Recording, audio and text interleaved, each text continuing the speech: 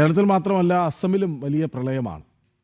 അസമിൽ പ്രളയക്കെടുതിയിൽ ജനങ്ങൾ നേരിടുന്നത് കടുത്ത ദുരിതമാണ്. പ്രളയബാധിത പ്രദേശങ്ങളിൽ സർക്കാരിന്റെയും കേന്ദ്ര ഏജൻസികളുടെയും നേതൃത്വത്തിൽ ദുരിതാശ്വാസ പ്രവർത്തനങ്ങൾ പുരോഗമിക്കുകയാണ്.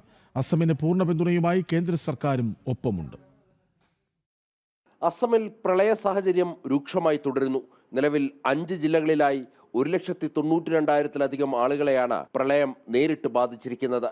2 മരണങ്ങൾ കൂടി റിപ്പോർട്ട് ചെയ്തതോടെ ഈ വർഷത്തെ പ്രളയത്തിലാകെ മരണസംഖ്യ 82ആയി ഉയർന്നു.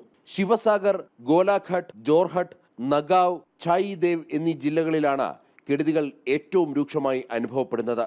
8 ജില്ലകളിലായി 2 ലക്ഷത്തിലധികം ആളുകളെ ബാധിച്ചിരുന്ന സാഹചര്യം താരതമ്യേന മെച്ചപ്പെട്ടിട്ടുണ്ടെങ്കിലും ഗ്രാമപ്രദേശങ്ങളിൽ ഇപ്പോഴും വെള്ളക്കെട്ട് രൂക്ഷമാണ്. ദുരിതബാധിതരെ സഹായിക്കാൻ സംസ്ഥാന സർക്കാരും ദുരന്ത നിവാരണ സേനയും സജീവമായി രംഗത്തുണ്ട്. ബാധിതർക്ക് താങ്ങാവാനും സാമ്പത്തിക ആശ്വാസം നൽകുവാനും നിർണായക നടപടികളാണ് സർക്കാർ കൈക്കൊള്ളുന്നത്.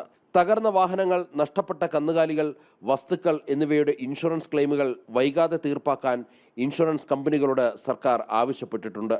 കൂടാതെ ധനകാര്യ സ്ഥാപനങ്ങൾ വഴി വായ്പയെടുത്ത പ്രളയബാധിതർക്ക് തിരിച്ചടവിന് മൊറട്ടോറിയം അനുവദിക്കാൻ നോൺ ബാങ്കിംഗ് ഫിനാൻഷ്യൽ കമ്പനികളോട് അഭ്യർത്ഥിക്കുവാനും സർക്കാർ തീരുമാനിച്ചു.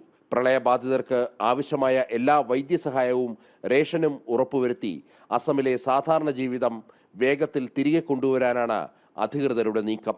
ജനം, ഡൽഹി.